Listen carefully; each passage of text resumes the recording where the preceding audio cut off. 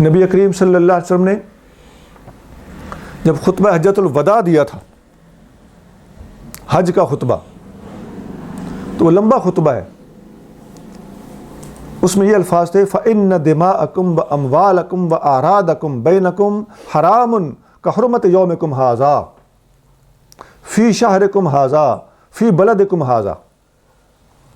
بلا شبہ تمہارے خون، تمہارے مال، تمہاری عزتیں آپس میں اسی طرح حرام ہیں جیسے یہ دن حرمت والا ہے، یہ مہینہ حرمت والا ہے، اور یہ شہر حرمت والا ہے، مکہ شریف۔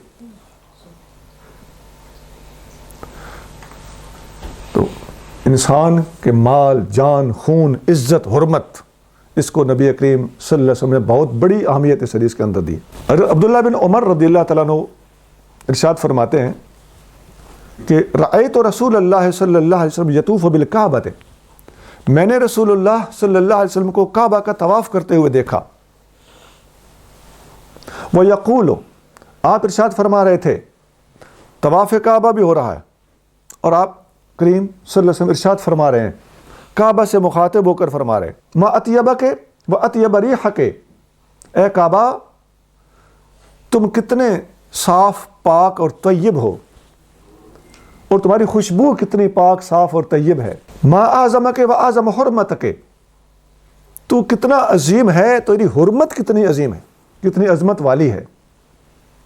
وَالَّذِي نَفْسُ مُحَمَّدٍ بِيَدِهِ، قسم ہے اس ذات کی جس کے قبضہ قدرت میں محمد صلی اللہ علیہ وسلم کی جان ہے۔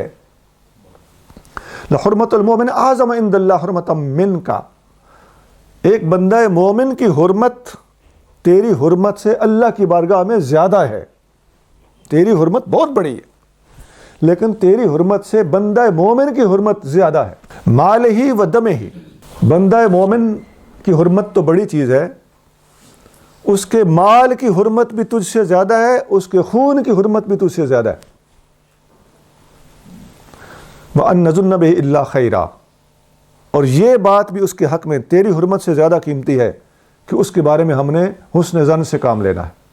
بندہ مومن کے بارے میں حسن ظن سے، پازیٹیو سوچ سے کام لینا کعبے کی حرمت سے اللہ کی بارگاہ میں زیادہ قیمتی ہے۔ تو آپ دیکھتے ہیں کہ کہیں الناس کا لفظ ہے، کہیں عباد اللہ کا لفظ ہے، کہیں مومن کا لفظ ہے، تو گویا انسانیت کی حرمت اور شان بھی قرآن حدیث بیان کر رہے ہیں، اور مومن کی شان اور مقام اور حرمت بھی قرآن حدیث بیان کر رہے ہیں۔ یہ مراتب کا فرق ہوتا ہے، درجہ بدرجہ ہر ایک کی حرمت ہے۔ اس حدیث میں جاتے جاتے ایک بات ضمناً میں عرض کر دیتا ہوں۔ نبی کریم صلی اللہ علیہ وسلم نے جو کعبے کو مخاطب کر کے فرمایا نا، ما اطیبک و اطیب ریحک، تو کتنا طیب اور طاہر اور پاک ہے، اور تیری خوشبو کتنی طیب و طاہر اور پاک ہے۔ تو یہ خطاب کرنا ہے نا، اس سے پتہ چلتا ہے کہ صرف اور صرف دو مفہوم ہو سکتے ہیں، کہ ایک تو بندہ مومن کی شان بیان کرنا مقصود ہو، تو دوسرا مطلب یہ بھی ہو سکتا ہے، اور زیادہ گمان ادھر بھی جاتا ہے، کہ نبی کریم رؤوف الرحیم صلی اللہ علیہ وسلم کعبہ کو خطاب فرما رہے تھے، آپ کعبے کو سنا بھی سکتے ہیں، اور کعبہ سنانے والا ہو تو کعبہ سن بھی سکتا ہے۔ جن کے کہنے پہ پتھر کلمہ پڑھ سکتے ہیں، ان کا فرمایا ہوا قول کعبہ سن لے تو کون سی بڑی بات ہے، کون سی ناممکن چیز ہے۔ ہوتا ایسے ہی ہے کہ عربی میں ایک ضرب المثل ہے کہ الناس اعداء لما جاہلوا، جو چیز لوگوں کی سمجھ سے بالا تر ہوتی ہے لوگ اس کا انکار کر دیتے ہیں۔ تو اپنی سمجھ کی کوتاہی سمجھنی چاہیے، حقائق کا انکار نہیں کرنا چاہیے۔ اس پر ہم بہت سی باتیں اور بھی پیش کر سکتے ہیں، لیکن وہ ہمارے اس وقت موضوع نہیں۔ میں نے عرض کیا نا کہ میں ضمناً ایک بات کرنے لگا ہوں جو اس حدیث کے اندر سے ہمیں جاتے جاتے دستیاب ہو گئی۔